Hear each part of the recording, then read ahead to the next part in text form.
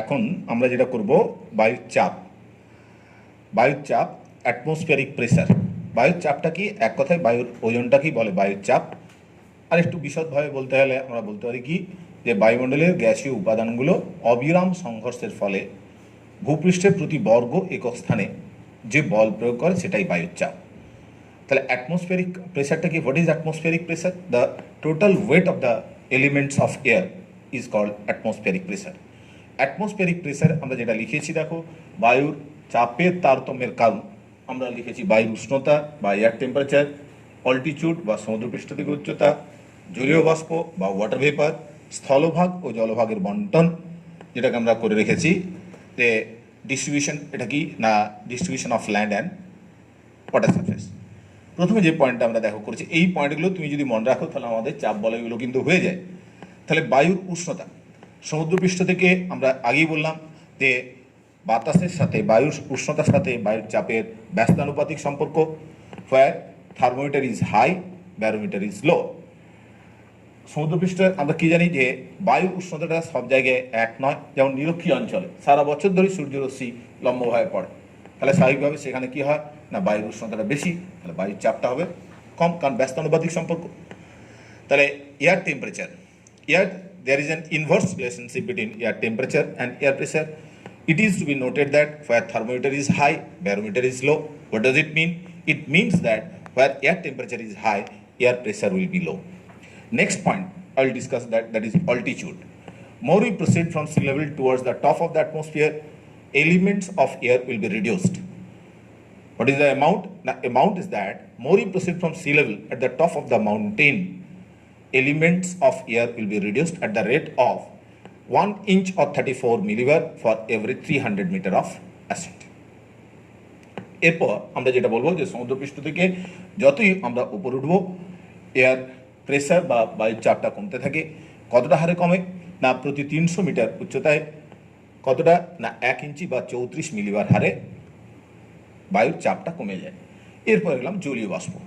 জলীয় বাষ্প কিছুক্ষণ আগে দেখো আমরা ডিসকাস করছিলাম যে জলীয় বাষ্পটা কি না বাতাসের গ্যাসীয় অবস্থাটাই হলো জলীয় বাষ্প। যে বাতাসে জলীয় বাষ্পের পরিমাণ বেশি সেই বাতাসের ঘনত্বটা কম। Gaseous form of water is called water vapor. Daily water vapor varies from place to place. The places, the air which contains huge amount of water vapor, density of air will be low. Next, স্থলভাগ ও জলভাগের বন্টন। যে স্থলভাগ আর জল বন্টন আমরা কীভাবে ব্যাখ্যা করব, যে স্থল যত তাড়াতাড়ি গরম হয় তত তাড়াতাড়ি ঠান্ডা হয়, আর জল যত আস্তে আস্তে গরম হয় তত আস্তে আস্তে ঠান্ডা হয়। তাহলে দীঘার উপকূলে দেখবে স্থলভাগ জলভাগ দুটোই রয়েছে। তাহলে ওখানে কী হবে না স্থলভাগটা দিনের বেলায় প্রচণ্ড গরম হবে, তাহলে বায়ুর চাপটা হবে কম, আর জলভাগ একই সময়ে আস্তে আস্তে গরম হচ্ছে, তাহলে বায়ুর উষ্ণতাটা কম, বায়ুর চাপ বেশি। এরপরও আমরা আরেকটা পয়েন্ট পাবো যে পৃথিবীর আবর্তন বেগ।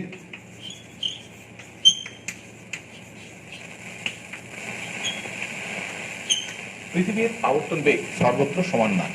নিরক্ষীয় অঞ্চলে পৃথিবীর আবর্তন বেগ সবচেয়ে বেশি, আবার মেরু অঞ্চলে সবচেয়ে কম। তাহলে নিরক্ষীয় অঞ্চলে পৃথিবীর আবর্তন বেগ বেশি হয়, এই অঞ্চল থেকে বাতাসটা ছিটকে যায়, আর মেরু অঞ্চলে পৃথিবীর আবর্তন বেগটা কম হয়, এই অঞ্চলে বাতাস ছিটকে যায় না।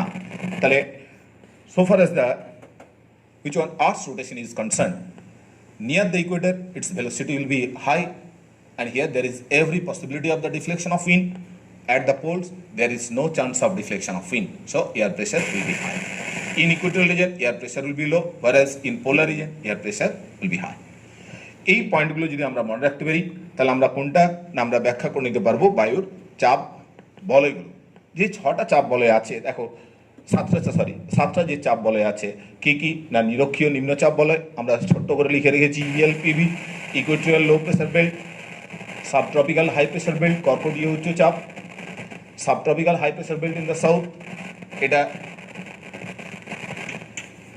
সাবট্রপিক্যাল আমরা মকরীয় উচ্চচাপ বলয়। এরপর আমরা পেলাম সাবপোলার লো প্রেসার বেল্ট, এটা কি এসে বলো ইন নর্দার্ন হেমিস্ফিয়ার, সেটা বলো সুমেরুবৃত্ত প্রদেশীয় নিম্নচাপ, আর এটা হলো কুমেরুবৃত্ত প্রদেশীয় নিম্নচাপ, আর এটা হলো পোলার হাই বা এটাকে আমরা বলবো সুমেরু দেশীয় উচ্চচাপ বলয়, আর এটা হলো কুমেরু দেশীয় উচ্চচাপ বলয়। এরপর তোমরা মনে রাখবে কি Equatorial low pressure belt. Equatorial low pressure বেল্টে কি এক্সটেনশনটা না 0 থেকে 10 ডিগ্রি উভয় অক্ষাংশে। এবার ছোট ছোট করে পয়েন্ট করে করে লিখবে যে কেন এখানে নিম্নচাপ সৃষ্টি হয়। তাহলে নিম্নচাপ সৃষ্টি হওয়ার কারণ হিসাবে আমরা কি কি দেখো, আগেই পয়েন্টগুলো বলেছি যে এয়ার টেম্পারেচার যত কি হবে, এয়ার টেম্পারেচার যত এখানে বেশি হবে বায়ুর চাপটা কম হবে। পৃথিবীর আবর্তন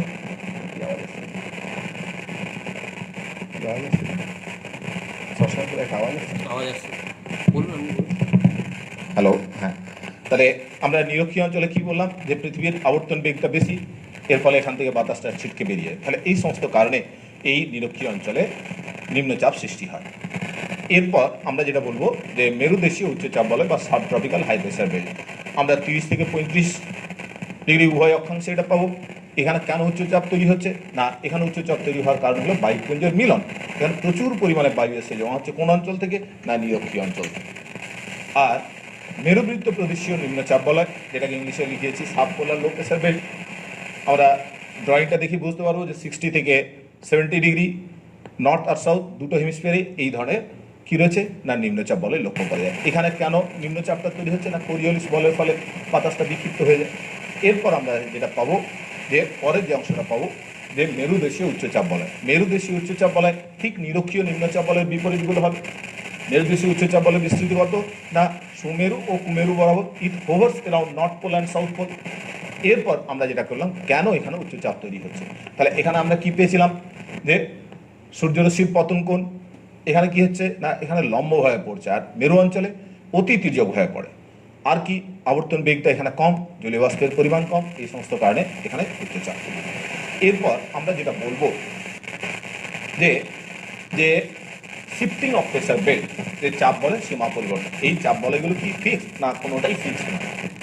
এগুলো কি হয় উত্তরায়ণ ও দক্ষিণায়নের সঙ্গে সঙ্গে এই চাপ বলয়গুলো হয় উত্তরে কিংবা দক্ষিণে সরতে থাকে। তাহলে what is shifting of pressure belt না it refers to the apparent movement or movement of the pressure belt owing to the apparent movement of the sun. এরপর আমরা যে অংশটা এলাম আসবো সেটা হলো কি না বায়ু প্রবাহ। বায়ু প্রবাহ